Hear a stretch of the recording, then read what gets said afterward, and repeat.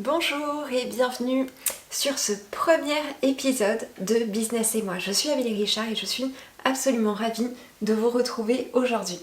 Alors, pour ce premier épisode, nous allons faire la connaissance de Léa Verrier.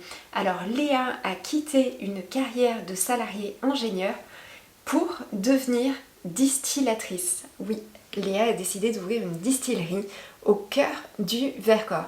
Elle va nous faire connaître son parcours plutôt atypique et notamment les difficultés qu'elle a rencontrées puisqu'elle a décidé d'ouvrir la distillerie en même temps qu'elle est devenue maman.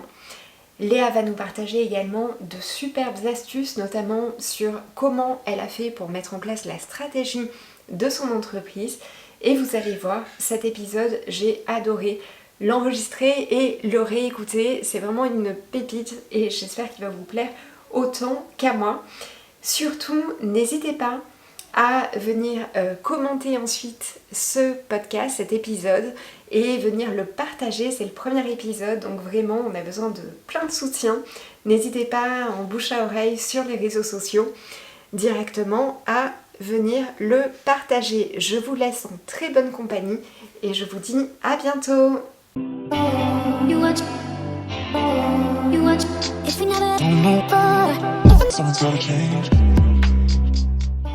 Bienvenue sur le podcast de Business et moi. Eh ben avec plaisir, je suis contente d'être là. Je suis ravie. Donc on est chez toi aujourd'hui.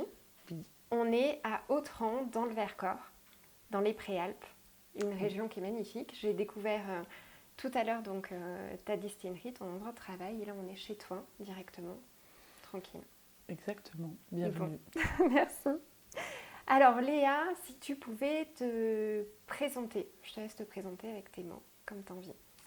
Eh ben je suis Léa, du coup, je suis trentenaire et ingénieure reconvertie il y a à peu près 1 an en distillatrice. Ouais. Donc j'ai créé mon entreprise l'année dernière, enfin ça s'est concrétisé l'année dernière. Et ce qui est important à notifier là au milieu aussi, c'est que je suis maman d'une petite fille qui a le même âge quasiment que mon entreprise. Et qui s'appelle Apolline. Oui, pas l'entreprise de l'enfant. Voilà, la distillerie s'appelle l'Entropie et donc on est installé à Autran depuis 1 an. Voilà. On rembobine un petit peu. Ouais. On va partir un petit peu sur ton enfance. Moi, j'aimerais savoir, parce que c'est vrai qu'on se connaît depuis pas si longtemps que ça. En effet. Et si on pouvait rembobiner un petit peu, si tu pouvais me décrire la Léa que tu étais, dans tes plus anciens souvenirs, au niveau des traits de caractère, comment tu te ressentais, enfant? C'est rigolo parce que c'est une question étonnante. D'une part, et en plus, j'ai énormément changé en étant baignée dans une fratrie très dynamique. D'accord. Moi, petite, j'étais très peureuse, beaucoup dans les jupes de ma maman, très câline. Voilà, moi, je suis la câlinette.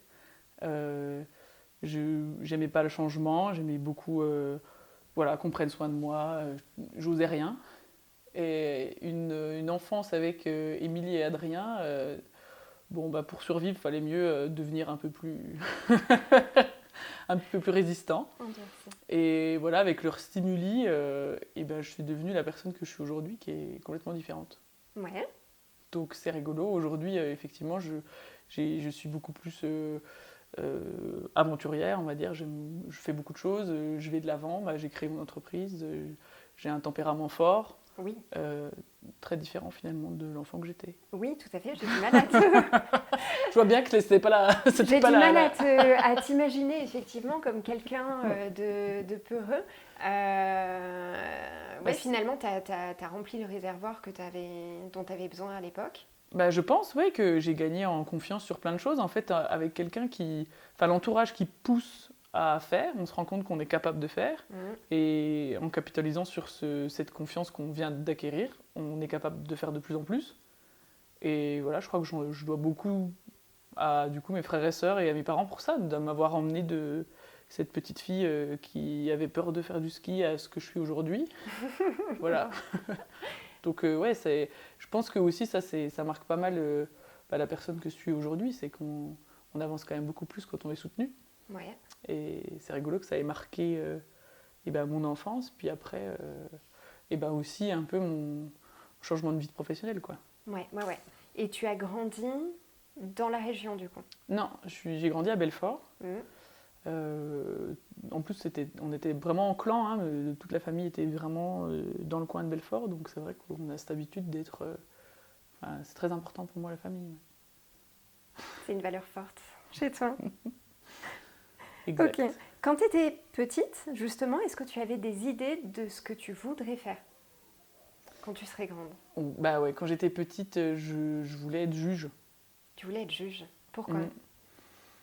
Et bah, je trouvais que rendre la justice, c'était vraiment un truc hyper fort, prenant. Je pensais qu'avec ça, ouais, je trouvais que c'était vraiment une bonne manière d'exister en société. Voilà, puis l'idée est passée à côté suite à une chute. Une chute, vas-y, dis-moi en plus. Bah, en troisième, je devais faire un stage au tribunal. Ouais. Et bah, je me suis cassé un bout de la jambe le vraiment une week-end chute, d'avant. quoi. Ouais. Du coup, j'y suis pas allée et ça a cassé le projet. Voilà, D'accord. j'ai plus jamais eu envie de faire ça. C'est incroyable.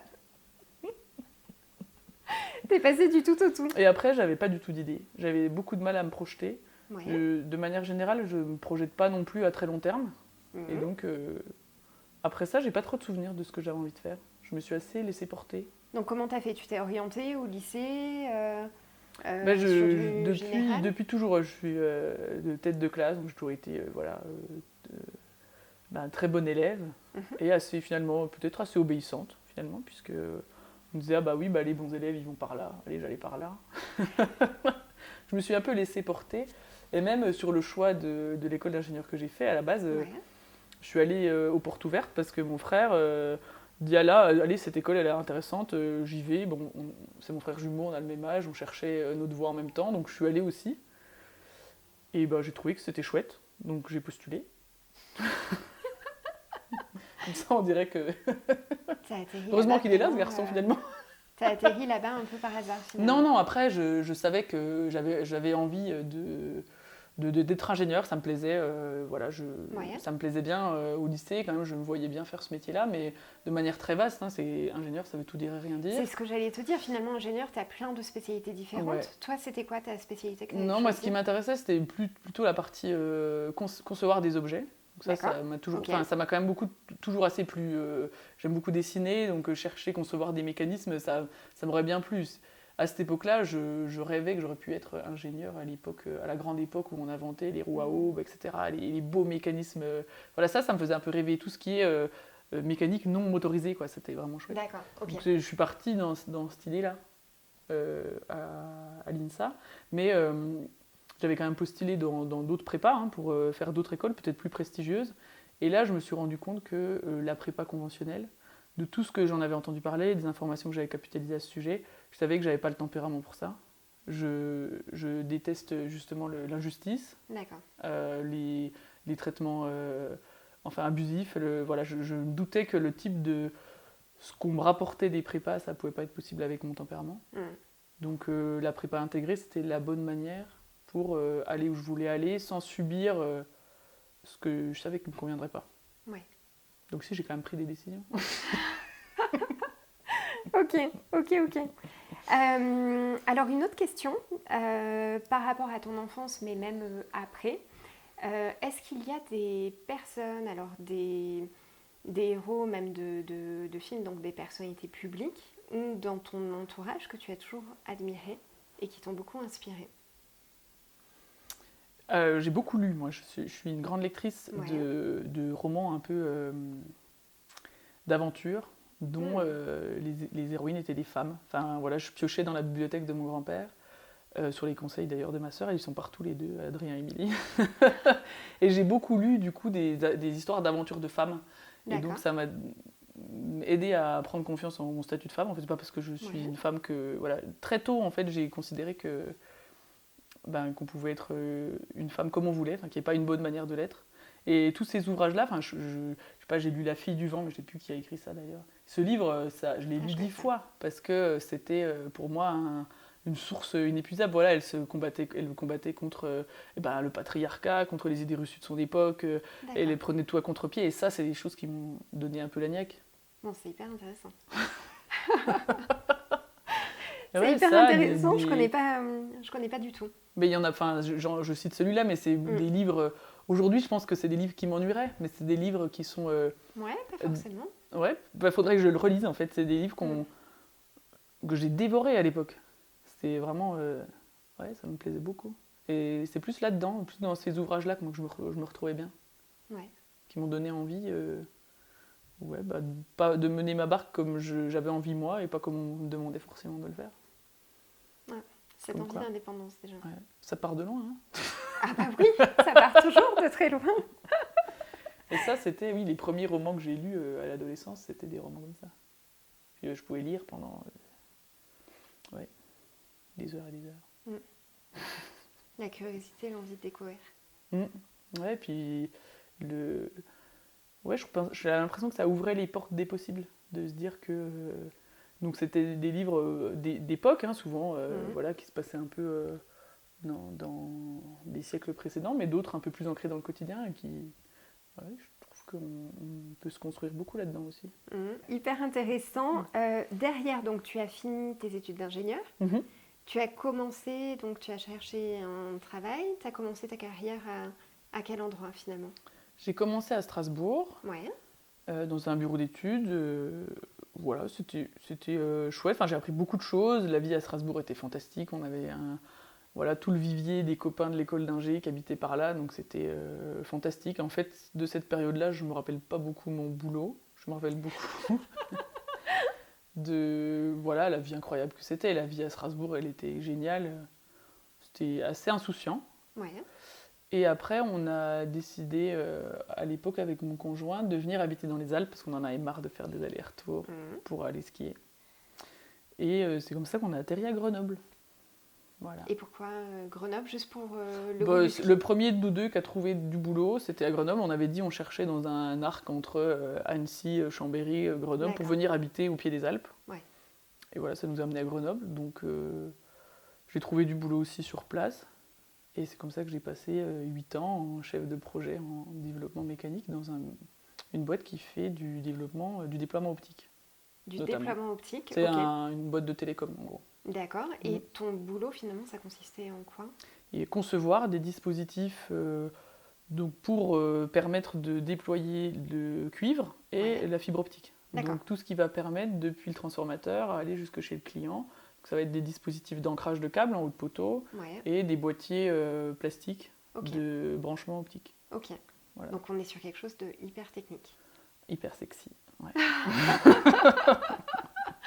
Hyper technique. Mais alors du coup, qu'est-ce qui a fait qu'un jour tu as voulu tout balancer? Pourquoi tu as voulu changer de job finalement? Qu'est-ce qui t'a amené à vouloir fonder l'Entropie? Pour être tout à fait honnête, il n'y avait plus grand-chose qui allait dans mon quotidien, puisque le fonctionnement de l'entreprise, de manière générale, me convenait pas. Enfin, hiérarchiquement, le fonctionnement, c'était... Voilà, ça me convenait pas. Donc du coup, la manière dont on travaillait. Après, mon cœur de métier, c'est un métier que j'adore, puisque c'est inventer des objets, les tester, valider, être sûr que ça marche, etc. Cette partie-là me plaît. Et en fait, je la retrouve toujours dans mon nouveau métier, donc on est bon. Mais c'est surtout que je travaillais dans des conditions qui étaient complètement à l'opposé de mes visions environnementales et écologiques.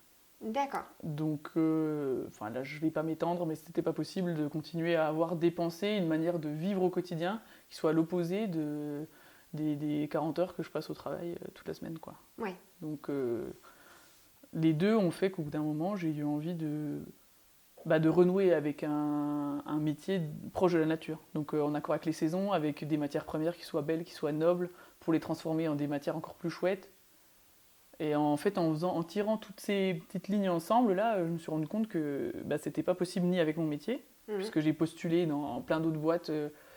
Et quand j'allais passer les entretiens, j'avais l'impression que je jouais un rôle. Je faisais semblant d'être la personne qu'ils attendaient que je sois. Et je me suis dit, mais en fait, si même pendant l'entretien... j'y crois pas une seconde, enfin, j'ai l'impression d'être en train de peindre un tableau pour plaire à quelqu'un. Ça m'a permis de vraiment me rendre compte que en fait, c'est pas possible. C'est pas ça que je veux faire. Enfin, en tout cas, pas dans les conditions qu'on me le proposait là. Donc au bout d'un moment, si tu te sens plus bien dans ta vie quotidienne et que les opportunités que tu as, elles t'emmènent pas où tu as envie d'aller, il faut la créer, quoi. Ouais, ton ouais, ouais. opportunité. Et comment tu es venue à te dire justement, est-ce que tu avais déjà cette passion des plantes depuis longtemps? Ouais.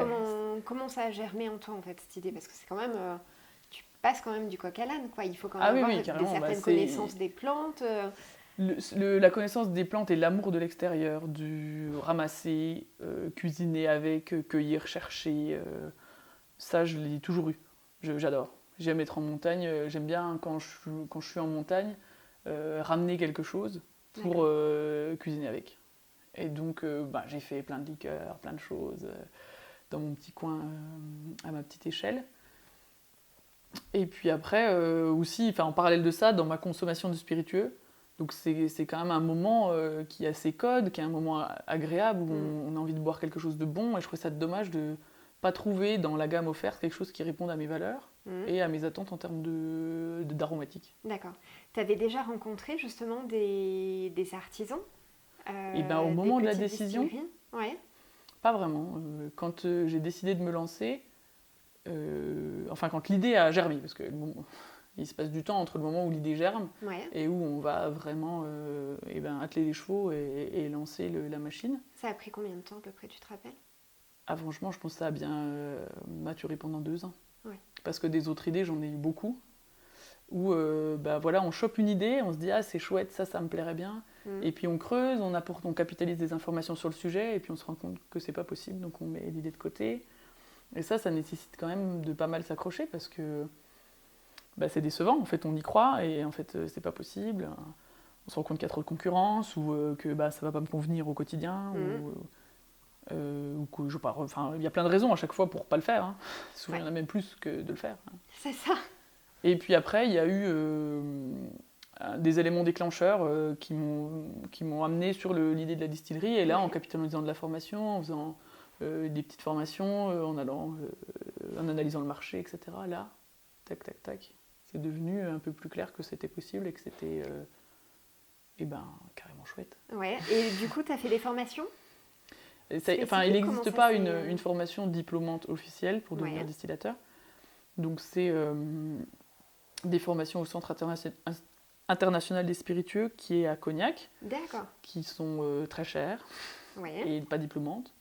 Mais où on va apprendre pas mal de choses. Hein. C'est très complet. C'est technique sur le procédé de distillation, où j'ai appris pas mal de choses. Et j'en ai fait une première toute petite qui m'a permis de comprendre un peu tous les enjeux de la production d'alcool. Parce qu'il y a quand même toute une partie réglementaire qui est assez lourde. Exactement.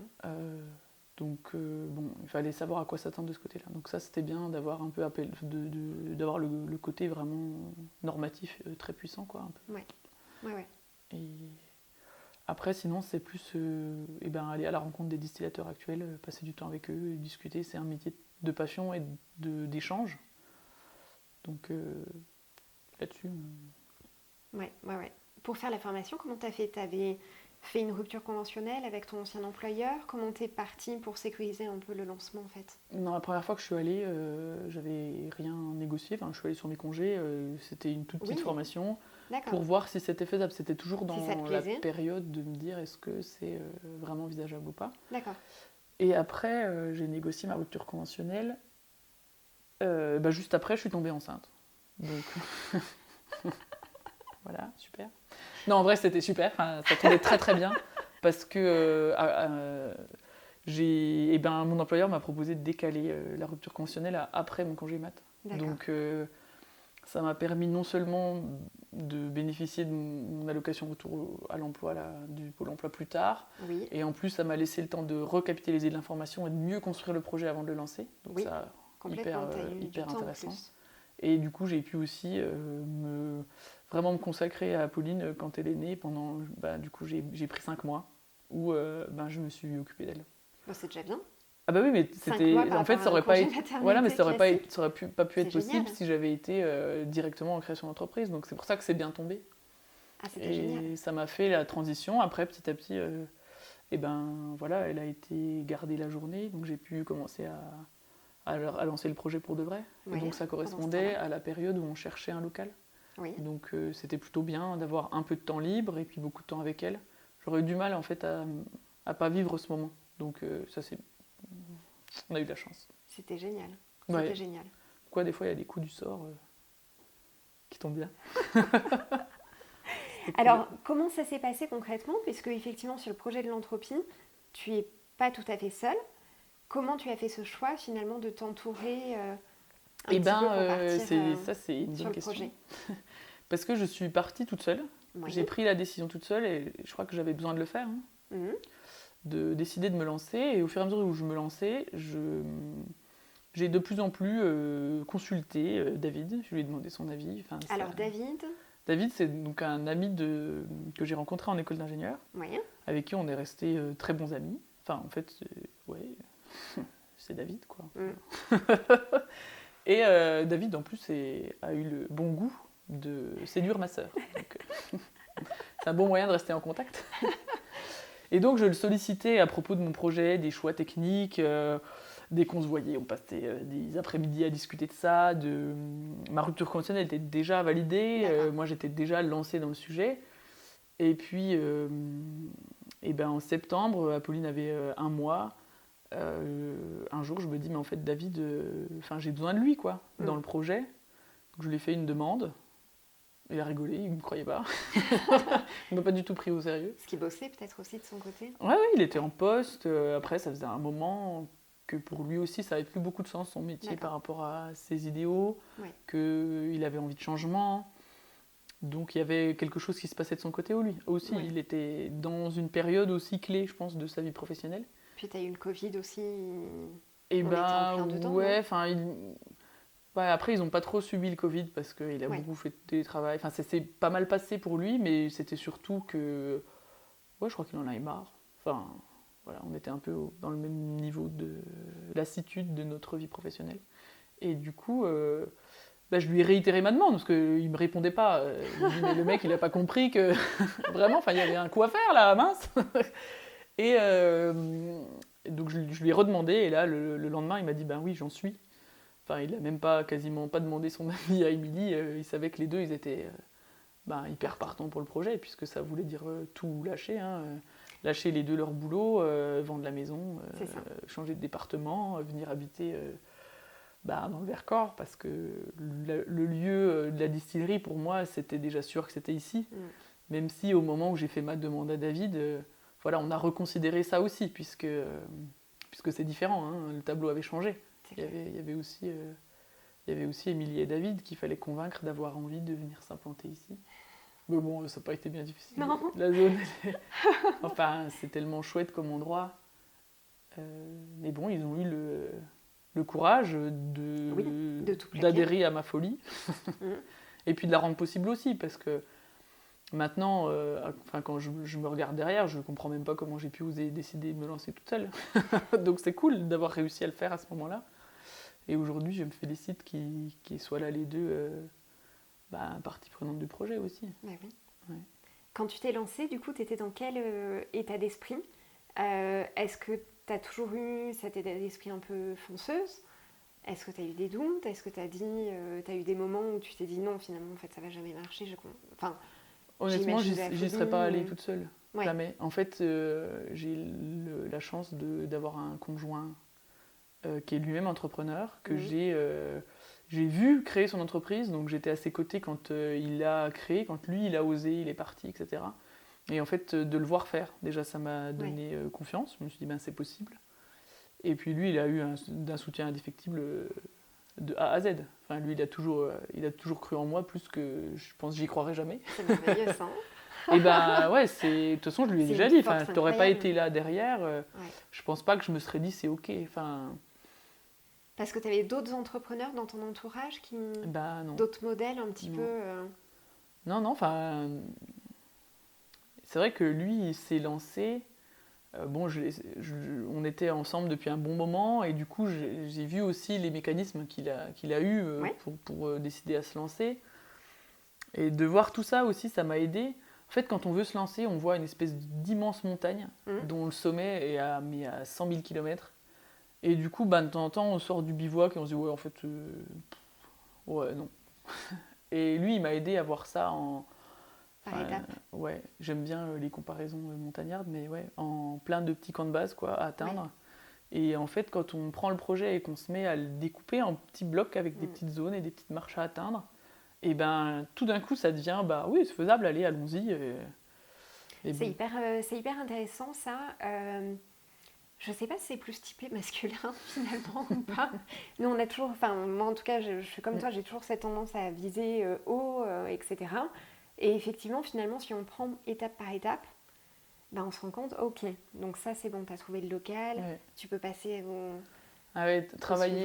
travailler par petites marches, bah déjà ça rend l'objectif atteignable, enfin clairement. Mm. Et avoir quelqu'un qui aide aussi à voir ça, enfin les jours où on se réveille et on voit que le sommet de la montagne, c'est bien d'avoir quelqu'un aussi qui dit ben, eh oh, enfin ça va, regarde, en fait c'est bon, regarde ce que tu as déjà fait. Et aussi quelqu'un qui permet aussi de faire une pause et de dire ben, regarde déjà d'où tu viens, regarde tout ce que tu as fait. C'est ça. Là, moi, j'ai encore des grands moments de doute enfin, de toute façon, c'est la vie. Je crois que c'est la vie d'entrepreneur après, d'être des jours où on est super content, puis des jours où bah, c'est compliqué parce qu'il y a des interrogations souvent, etc. Et donc là, j'avoue que d'être soutenu, c'est top. Et aussi, c'est top d'être deux. Oui. Du coup. Ouais. Surtout que le projet était quand même plus massif en termes de compétences et de volume de travail que ce que je pouvais imaginer. Enfin, Complètement. peut-être heureusement que je ne m'en rendais pas compte. Donc là, la société est immatriculée au mois d'avril 2021, c'est ça? Quand tu regardes du coup un petit peu plus de 1 an en arrière, ouais, mais j'ai encore du mal à y croire. Ouais. Ta plus grande fierté, enfin au jour d'aujourd'hui, qu'est-ce que c'est? Bah, tu sais que je suis toujours émue quand j'arrive le matin, que j'ouvre, que je me dis ah bah c'est chez moi, que je vois où on en est, que je vois nos produits. Enfin, je suis toujours émue. Enfin, c'est ouf. Hein. Vraiment, je trouve ça. On est super fiers de nous. De temps en temps, on s'arrête et on se dit mais vous vous rendez compte quand il y a des journées qui sont super difficiles, etc. On se dit bah ouais mais c'est dingue. Ah ouais. Mais là, t'en es hyper émue. Oui, je vais te faire la petite larme. Je peux vous faire la petite larme si vous voulez. Mais oui, parce que c'est pas si souvent que ça qu'on est très fiers de ce qu'on a fait et qu'on peut le dire. Et t'avais vécu quelque chose de similaire finalement avant? Bah non, enfin moi là, si on regarde en 2 ans, j'ai tout déconstruit ce que j'avais construit avant pour refaire autre chose. Donc ce que je vis au quotidien, je pense que jamais je pouvais imaginer que ça puisse devenir comme ça. Enfin, d'habiter dans une station de ski en montagne, voilà, d'être distillatrice, d'être maman. Tout ça a été dingue quoi. Enfin, je pense que... Qu'est-ce que tu aimes le plus au quotidien dans ce que tu fais? Et la liberté. La liberté? Ouais. C'est quoi pour toi la liberté? C'est que bien sûr qu'on a des pressions qui viennent de l'extérieur, bien sûr qu'on a des impératifs, etc. Mais en soi, je suis beaucoup plus maître de mon temps. Ouais. J'organise mes tâches comme je veux. Et ça, c'est génial. Bien sûr, on est quand même deux, donc c'est quand même une équipe et tout se travaille quand même à deux. Mais c'est ce côté du champ des possibles qui est ouvert chaque matin, en fait. Tous les matins, tu pourrais réfléchir à où tu as envie d'aller et potentiellement changer. Et ça, je trouve que c'est chouette de ne pas te dire que... moi, ce que je vivais beaucoup dans mon ancienne vie, c'était le matin de te faire dire que tout le travail que tu as fait depuis 6 mois, en fait, ça change rien. Enfin, en fait, non. On le met au placard parce que j'ai changé d'avis. Et ça, eh bien, ça m'arrivera plus jamais. Je ne veux plus jamais travailler pour rien, en fait, je travaille déjà avec passion, donc déjà, c'est pas mal. Mais en plus, ce que je fais, je le fais, je sais que ça a un sens. Ah, c'est énorme. Voilà. Je travaille plus jamais sans que ça ait de sens. Bref, c'est pas vraiment que la liberté du coup, mais... Alors pour toi, du coup, qu'est-ce que ton métier a comme sens? C'est quoi la valeur vraiment que tu défends à travers l'entropie? Parce qu'il y en a beaucoup des valeurs. Ouais, c'est pas une petite question ça.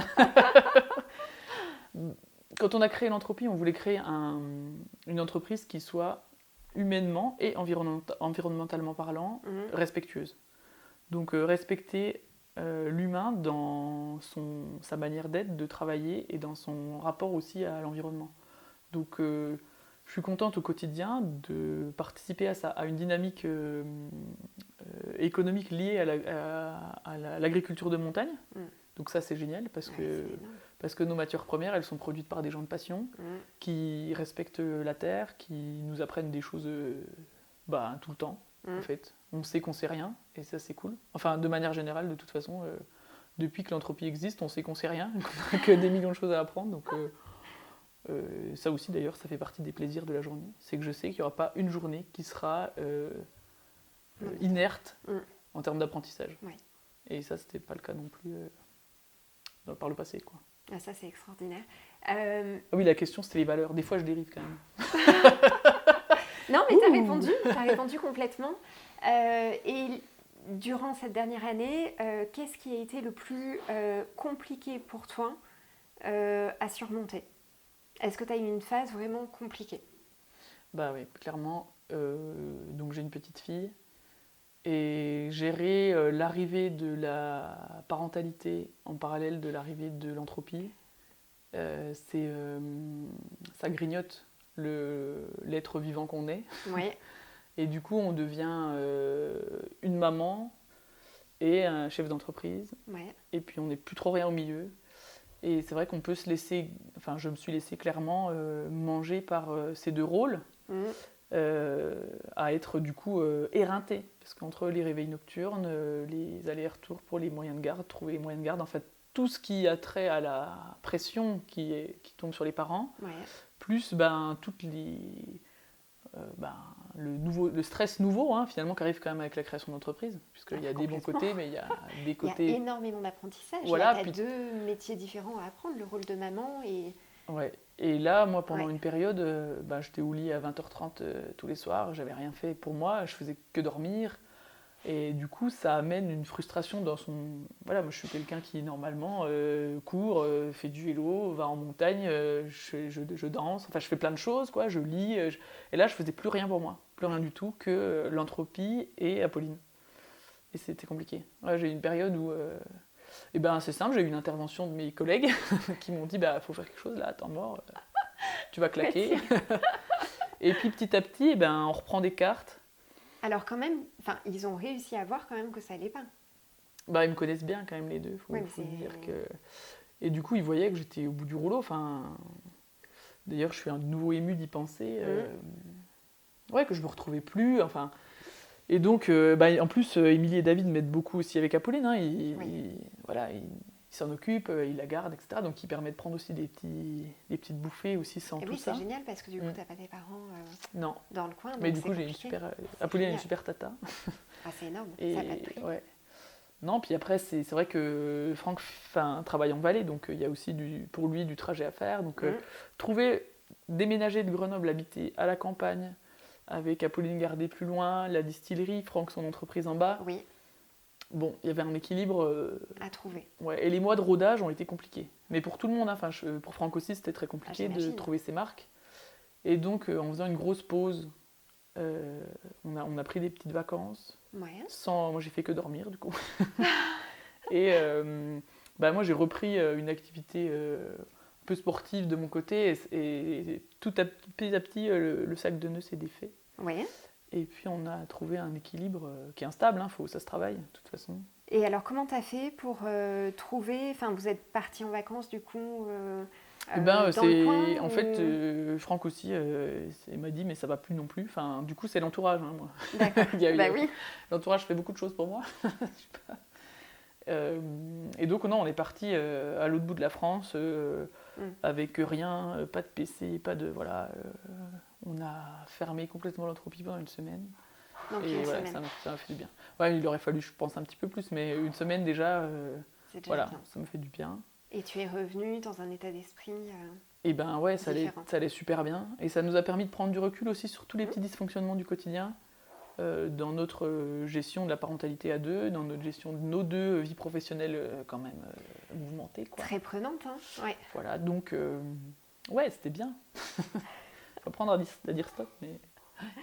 Si tu devais revenir un petit peu en arrière, au mois d'avril 2021, justement, est-ce que tu pourrais te chuchoter quelque chose à l'oreille qui pourrait t'aider, finalement, avec du recul? Waouh, c'est dur. Si tu aurais un conseil à te donner, justement, sur ce lancement d'entreprise. Sur le lancement général, je pense d'avoir un peu plus... J'étais très naïve sur plein de sujets. du coup, j'aurais aimé... Enfin, je me dirais à moi-même d'avoir plus confiance en moi, même dans les sujets où je suis moins connaisseuse. D'accord. Parce qu'il n'y a pas de questions idiotes. Donc moi, souvent, je n'ai pas osé poser des questions. Et ça c'est vraiment Alors, idiot, quoi. qu'est-ce que c'est, tu dis... Enfin, pas poser de questions dans... Et ben, par exemple, bon, nous, on n'est pas comptable, hein, on n'est pas banquier, on n'est pas douanier, on n'est pas acheteur non plus. Il y a une Donc, grosse partie réglementaire. toutes ces parties-là, il y a beaucoup de choses où j'ai fait sans trop comprendre, sans trop savoir, sans poser de questions. Et en fait, on aurait gagné un temps fou si en amont, juste, j'avais pris le temps de poser toutes les questions bêtes que j'avais. D'accord. Et ça, souvent, en fait, on a un peu peur du ridicule. Parce que comme on est ignorant dans tous les sujets, on est un peu, j'allais dire, pris pour des cons par beaucoup de nos interlocuteurs qui pensent qu'ils ont affaire à des professionnels de chaque métier. Et donc, au bout d'un moment, à force de se faire répondre un peu comme à des cons, et ben, on ne pose plus les questions. Et en fait, c'est pas grave. Maintenant, moi, je pose les questions et clairement, j'assume. Je dis, bah oui, je suis pas professionnel. Donc, je veux avoir les réponses à mes questions, même si ces questions vous semblent ridicules. Va au bout. Et c'est ça que je dirais, ben, c'est pas grave. C'est quoi, les gens, ils te prennent pour un con? Bah, ils verront bien ce qu'ils vont voir. Enfin, c'est pas grave, quoi. Et t'as un exemple, justement, par rapport à ces questions-là que tu n'as pas osé poser? Un truc en exemple Mais c'est un peu sur tout et n'importe quoi. Les premières fois qu'on a rencontré les banquiers, pas poser les questions sur les conditions pour sortir, sur des trucs tout bêtes, quoi. Parce que, en fait, après en avoir posé 3 et s'être fait rabattre un peu le caquet, on n'ose plus y aller. En plus, on aborde souvent son banquier, par exemple, comme si on lui devait quelque chose. Un banquier, c'est jamais qu'un fournisseur comme un autre. C'est toi le client. Ouais. Et du coup, ça, je suis un peu déçue. Parce que je pense qu'on aurait pu faire bien mieux et que du coup, on va devoir retravailler plein de choses. On va devoir refaire des choses qu'on aurait pu faire à la base si on avait été un peu plus combatif. Enfin, un peu, pas combatif, mais... Oui, en fait, on porte un projet qui est super chouette. Et on n'en a pas conscience parce qu'on souffre du syndrome de l'imposteur. Donc moi, le syndrome de l'imposteur, je l'ai traîné pendant 1 an. Là, je commence à avoir un peu confiance dans mon projet, dans mon entreprise et dans ma capacité à la gérer. Donc je me laisse moins marcher sur les pieds, quoi. Et donc comme on est là à exister dans notre petit trou, à dire sinon, moi je suis là dans mon petit trou, j'aimerais bien faire un petit truc. Et sans confiance, enfin sans... Voilà, avec ce gros poids de l'imposteur, là. Donc peut-être que je me dirais, en fait, t'es confiance, t'es pas un imposteur, t'es quelqu'un qui a envie de créer. Donc ça se respecte, c'est pas un... Et comment t'arrives à passer ce cap, justement, du syndrome de l'imposteur? Et ben nous, ça a beaucoup marché grâce au retour de nos clients. Enfin, en l'énergie positive qui... Et ben ouais, des gens qui viennent et qui nous inondent de plein de compliments, de retours chouettes, ou en fait de ce qu'on reçoit. Nous, on donne énormément au début, puis au début on reçoit rien. Pendant 8 mois, tu donnes beaucoup, tu fais énormément, et tu reçois pas grand-chose en échange, quoi. Et là, c'est vrai que depuis que nos produits sont là, que les gens les aiment, qu'ils plaisent, que ce sont des produits qui touchent les gens parce qu'ils sont vrais, parce qu'ils sont ancrés dans le terroir, parce qu'ils sont respectueux de l'humain, de l'environnement, que ça parle aux gens, et que les gens nous le font ressentir. Oui, que c'est bon. Et que les gens nous font des compliments, qu'ils viennent en racheter, etc. Tout ça, et ben, ça donne de la légitimité et de la force pour continuer. Ça donne envie d'avancer, même si on a quand même peur à chaque nouveau produit.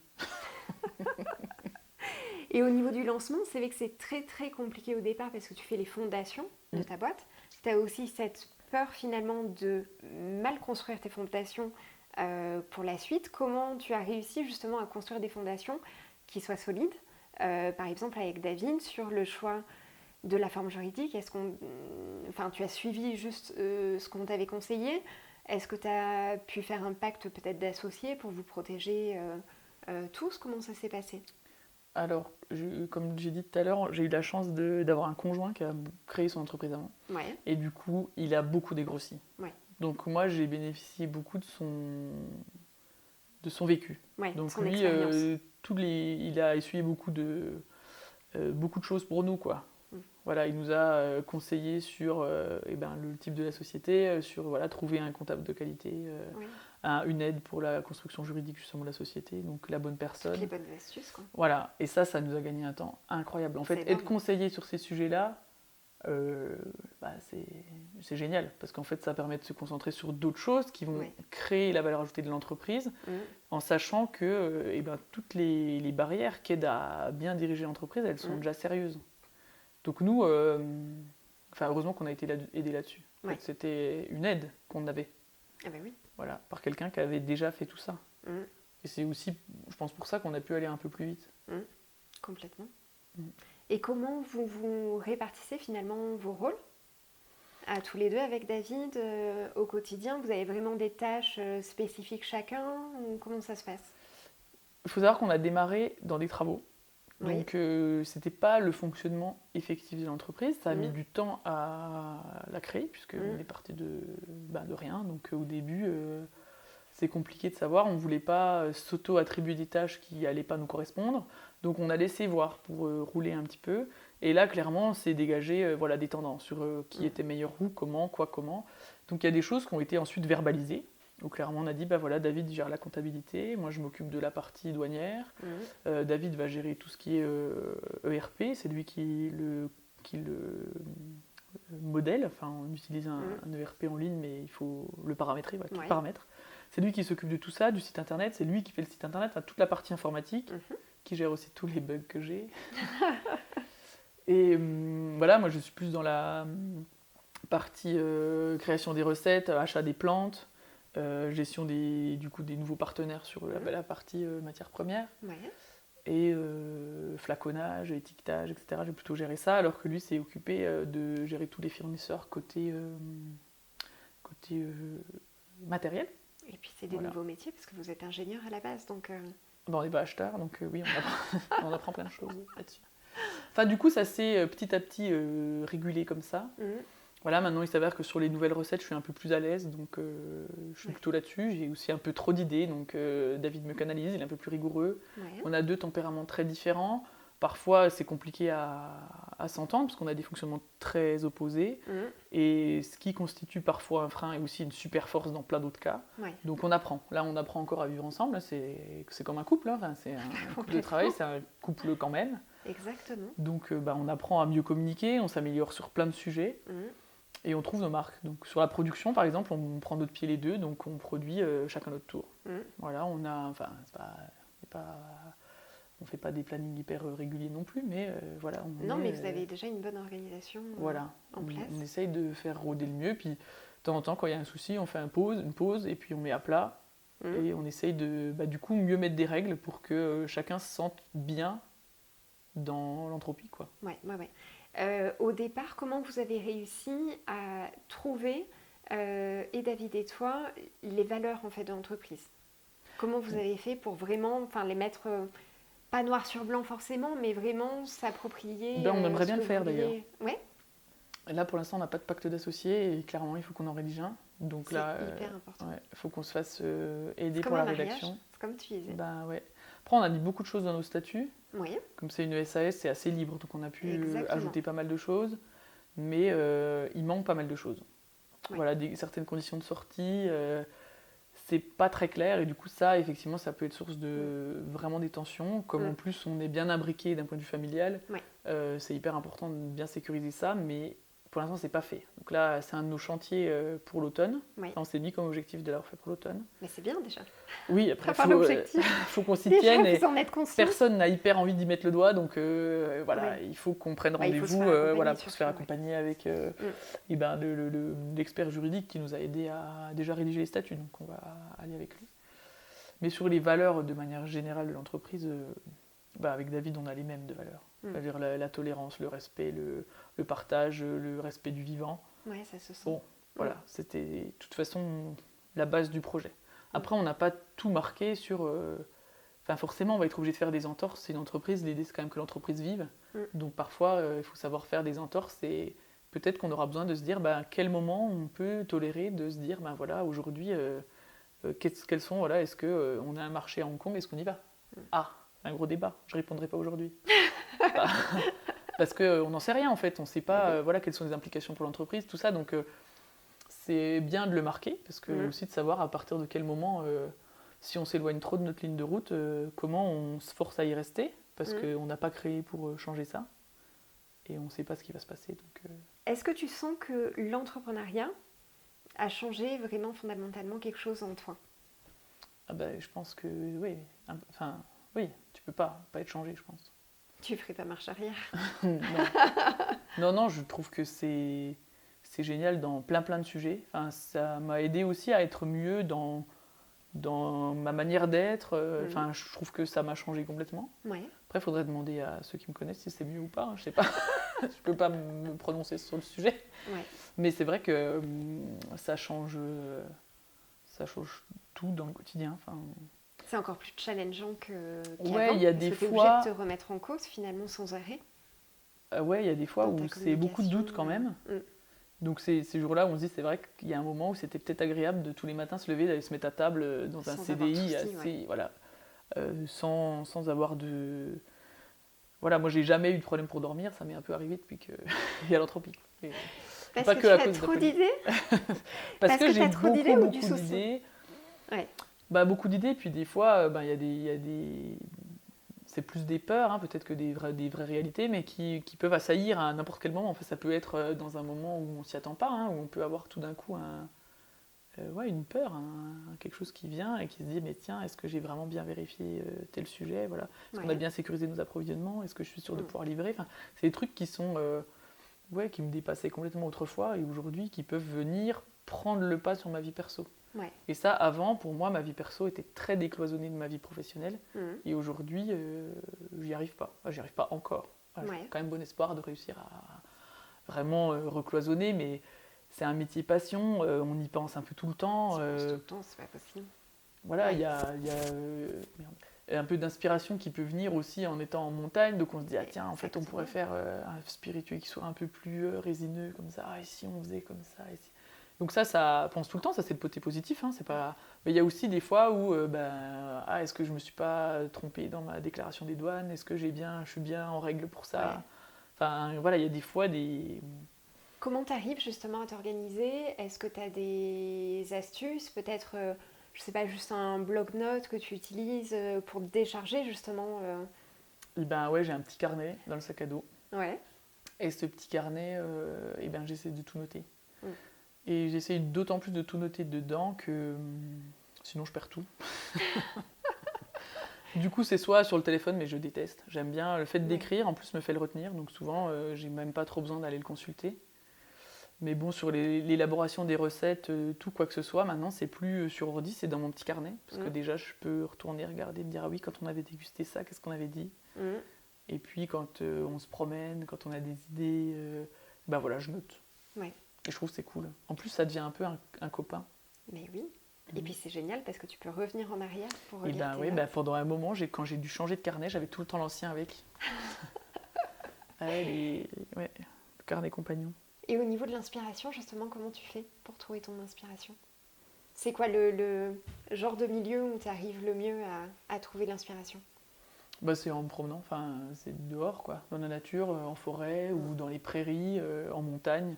Je trouve qu'il y a des fois des choses qui viennent d'un coup. Ou alors ça peut être en mangeant, en fait. Il y a beaucoup d'inspiration qui vient aussi de ce que peuvent faire les cuisiniers, par exemple. D'accord.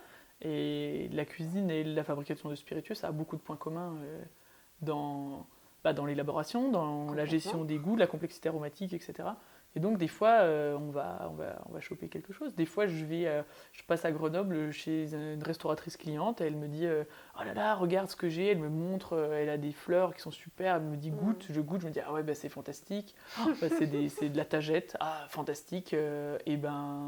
Du coup, on a demandé à Nathalie, qui est une productrice de plantes qui est à Autran, si elle était d'accord d'en planter pour faire des tests pour cet été. Donc des fois, c'est des petites choses qui font que des opportunités. C'est génial. Non voulu, quoi.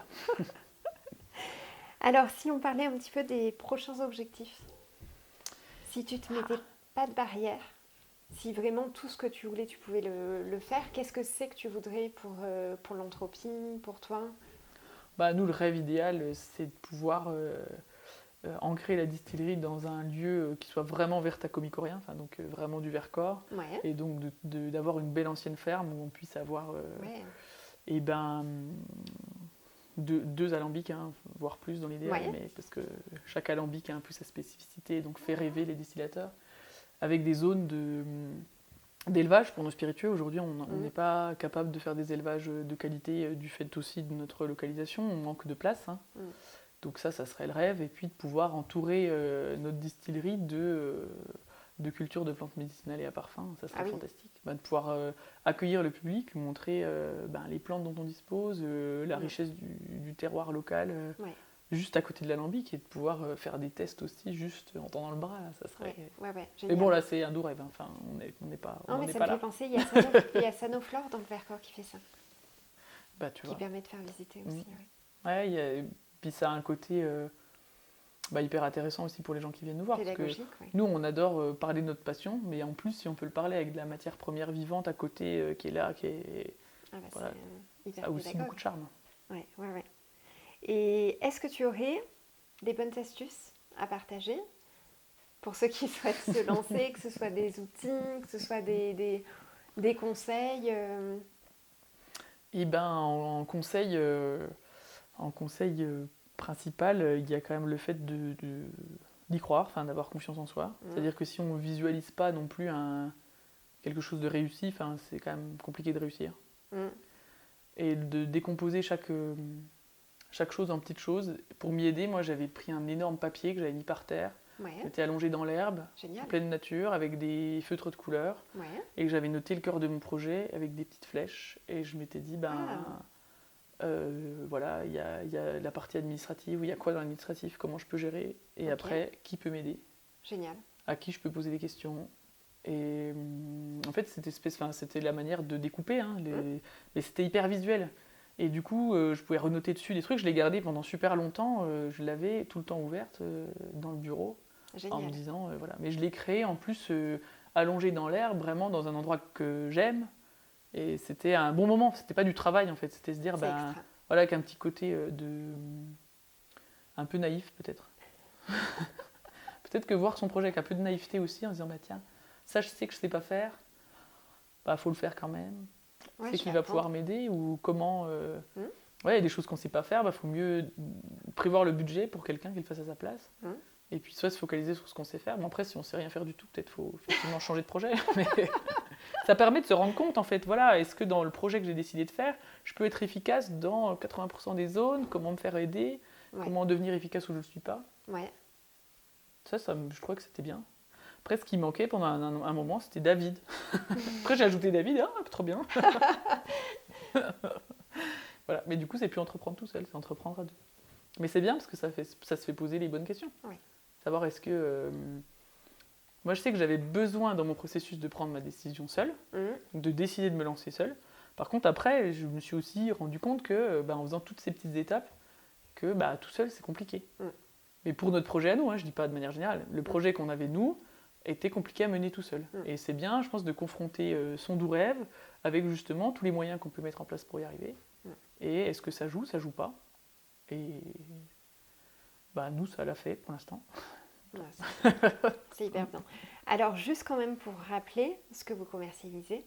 Donc, c'est une distillerie et derrière, il y a différents alcools, donc du gin, de la vodka. Si tu veux que j'en parle, ça va prendre un quart d'heure. Vas-y quand même un petit peu parce que c'est tellement intéressant. Et surtout, si vous n'aimez pas la vodka, si vous n'aimez pas le gin, forcément, vous allez aimer parce que c'est des produits qui ne sont pas courants du tout. Effectivement, donc on est distillateur de spiritueux, mais on fabrique des spiritueux donc de plantes qui sont issus soit de l'agriculture biologique, soit de la cueillette sauvage. Et aujourd'hui, on a une gamme avec des produits distillés qui sont vraiment aux antipodes de ce qu'on a déjà dégusté. Ça va être beaucoup plus rond. On a un alambic de petite taille qui nous permet d'avoir une chauffe très homogène et de faire une sélection aromatique hyper fine. On va avoir des spiritueux qui vont avoir un côté liqueur en bouche qui est juste dû à la distillation. C'est le cuivre qui va apporter un peu ce côté sucré, réconfortant. Ouais, c'est vrai. Alors qu'il n'y a pas du tout de sucre, c'est juste réduit avec de l'eau, c'est réduit très doucement. On va avoir, ça va être sur la plante, mais avec beaucoup de complexité aromatique. Donc c'est vraiment hyper intéressant à déguster. Ça, c'est donc pour notre gin et une vodka de fleurs, qui est une vodka très florale, qui est, faut goûter pour la comprendre. Exactement. Et après, on a un produit de licoristerie qui est une liqueur principalement de fin de repas, qui est un bouquet de 13 plantes du terroir du Vercors. Qui a une jolie complexité aromatique avec vraiment une belle attaque sur la verveine, de la fraîcheur de l'amande poivrée. Et qui est pas fort du tout. Ouais, qui est très douce, un petit câlin. Voilà. Oui, c'est très joli. Et vos produits, effectivement, qu'on peut retrouver directement sur le site internet. Oui. Et il ne faut pas hésiter à venir visiter, si vous avez du temps, parce que je suis bavarde. Ou alors, il faut me mettre un veto. Non, surtout pas. Voilà, on a beaucoup de plaisir à montrer comment on travaille, nos outils, et à parler de notre processus de fabrication, de comment on met au point, et comment on les déguste aussi. Voilà. Partie très intéressante. Ok. Est-ce que tu voudrais rajouter un petit mot de la fin ? Je suis ravie de pouvoir parler de ce que j'ai vécu, parce que c'est hyper émouvant, c'est riche ça a été enrichissant sur tous les sujets. Et c'est pas fini. Ouais. On a l'impression qu'on a mis le doigt dans un truc et que c'est vrai que maintenant les projets, il y a une idée de vignoble dans le Royan, il y a une idée de cave d'élevage, il y a des idées de partout. Limite, en fait. On a l'impression qu'une fois qu'on a démarré, ça rend les choses, le champ des possibles s'ouvre encore. Et je parlais de liberté et je crois que ça fait aussi un peu partie de ça, de se dire que en fait, en capitalisant des savoir-faire, on a envie de faire encore plus, d'apprendre encore plus, de poser plein de questions. Il faut poser plein de questions. C'est génial. C'est un peu naïf, mais bon. Non, c'est génial. Cool. Écoute, Léa, je te remercie. Merci à toi d'être venue nous voir ici. Et puis à bientôt. Merci beaucoup. À bientôt.